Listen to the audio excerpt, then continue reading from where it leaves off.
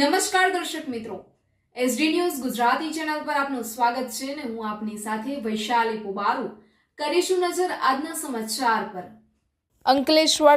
અંકલેશ્વર તાલુકાના જીતાલી ગામ પાસેની એએસ એન્જિનિયરિંગમાં હાઇડ્રાથી લોડિંગ કરતા હાઇડ્રાનું બીમ વીજ લાઇનને અડી જતા 37 વર્ષીય કામદારનું કરંટ લાગતા મોત નીપજ્યું હતું।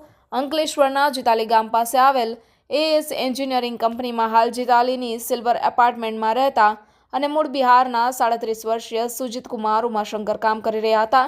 તે દરમિયાન હાઇડ્રાથી લોડિંગ કરતા હતા। તે દરમિયાન હાઇડ્રાનું બીમ વીજ લઈને અડી જતા તેમને કરંટ લાગ્યો હતો।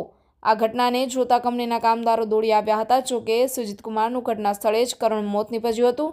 આ બનાવની જાણ રૂરલ પોલીસને કરતા પોલીસ કાફલો ઘટના સ્થળ પર દોડી આવ્યો હતો અને મૃતક સુજીત કુમારના મૃતદેહને પોસ્ટમોર્ટમ અર્થે ખસેડી ગુનો નોંધી વધુ તપાસ હાથ ધરી છે। Reporter Jayesh Prajapati, SD news Gujarati, Ankleshwar.